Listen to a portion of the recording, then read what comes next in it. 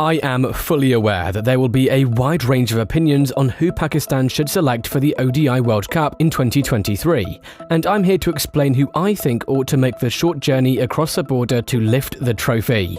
Pakistan hasn't played a lot of ODI cricket lately because the PSL just ended, and there wasn't much before that either. Of course, the New Zealand tour will provide a solid indication of selection. 3 one-day internationals against Afghanistan will be played in August too, serving as a warm-up for the Asia Cup in September and the World Cup in October. I'll start by mentioning my picks for the starting 11, then I'll provide my suggestions for the bench. Let's begin with the opening spot, which I'm sure will spark a debate, since we are used to seeing Pakistan open with their usual pair of players.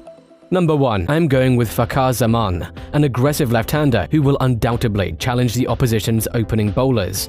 With an average of 45 in ODIs, he could be crucial at the top of the order if he can get going. Number 2, I have chosen Mohammad Rizwan to open with him. He is Mr. Dependable. He has opened several times over the previous years, and Pakistan have greatly relied on him since he always maintains his composure under pressure.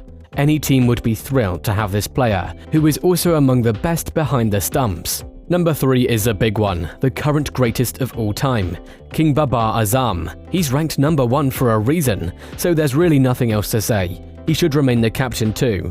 I'm aware that there have been rumours of other people taking over, but I wouldn't change that. His players hold him in high regard, which is crucial in a big tournament like this. It's time for the middle order, where I've shaken things up a bit. Number 4 is Shan Masood. I know that my selections for the middle order may draw a lot of criticism, but I will stick by my statement that Pakistan have recently struggled here. Nobody has really performed and cemented their place in the team in these positions. I chose Shan because I know Pakistan can rely on him, as he has demonstrated in the past. You must remember that this is 50 overs, not 20 overs, and Shan would be ideal to slot in here as he can switch it up a notch if needed. Number 5 is Mohammad Harris. Yes, I know that he is used to opening, but I do not see any harm in bringing him in at 5 to do the job for Pakistan in a 50 overs match. This kid has no fear, and I'm all for bringing in some youngsters to the team, especially in these positions.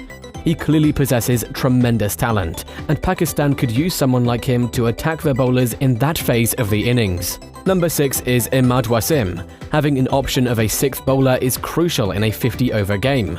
Imad is a solid all-round player, and his ODI stats back that up.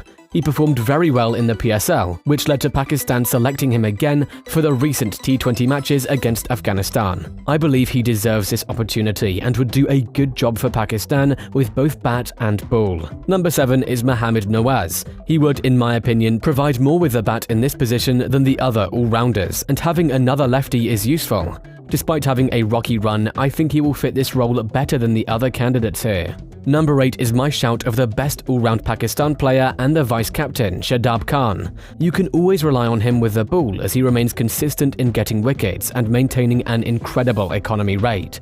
Shadab is a specialist bowler to call upon when things aren't going Pakistan's way. He is also proficient with the bat and is their best fielder by a long way too. A definite must-start for Pakistan. Time for the 3 pace bowlers to complete the lineup. Number 9 is the obvious pick, the Eagle, Shaheen Shah Afridi. He has also put in decent performances with a bat in the recent PSL. He is unplayable in the opening overs with a new ball, and his late swing movements cause absolute chaos for batsmen. He is widely known as one of the best bowlers across all formats for a reason. In addition, he just led Lahore Kaladas to back-to-back PSL titles. He will undoubtedly be one of Pakistan's major talismans at the World Cup, and one to keep an eye on. Number 10 is Naseem Shah. At the age of 20, he has already established himself as a household name in Pakistan. His talent is blindingly obvious, and the raw pace he has is frightening. Naseem has gone on to become a potent white ball player. He has been spearheading Pakistan's vaunted fast bowling lineup, and he will show the world how far he has come in this upcoming World Cup. Last but not least, number 11 is Rauf. The best pace bowling lineup that will be on display at the World Cup unquestionably consists of these 3 bowlers.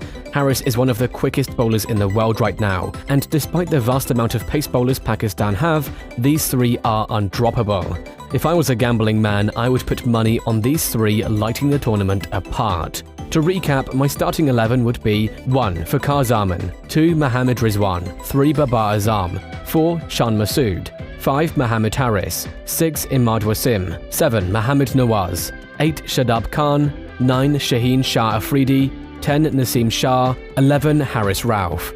I will give an honourable mention to the below players who ought to make up the remainder of the squad. I'll start with Imam ul Haq and Saim Ayub, two lefties who are used to either opening or playing in the top order. They could easily slot in should anyone underperform and a switch-up is needed. Imam has been around for a while and is also ranked quite high, hence including him in the squad makes sense. Saim only recently made a name for himself in the most recent PSL competition, but like Mohammad Harris, he is a very gifted young talent who plays fearlessly, and I'm always in favour of including young players in the squad. I would also take Haris Sohail as another option for the middle order. He's recently been brought back into the fold, and I think it's time someone in the middle order steps up and solidifies a spot there. The other options do include Asif Ali and Umar Akmal, but Haris Sohail is my choice because Asif has had many chances but has only exceeded on a handful of occasions. Umar Akmal needs to shift his attention away from creating hourly TikTok videos to be considered for selection. The two backup pace bowlers must be Ihsanullah and Mohammad Wasim Jr. Wasim has been part of the Pakistani squad for a while, and he consistently delivers when given the chance to play. However, I wouldn't put him in the same bracket as the three players whom I have chosen for the starting lineup. Ihsanullah, however, was one of the players that I was close to including in the starting 11. However, dropping any of the starting three is impossible. Ihsanullah was my player of the tournament in the PSL, and he also bowled brilliantly against Afghanistan.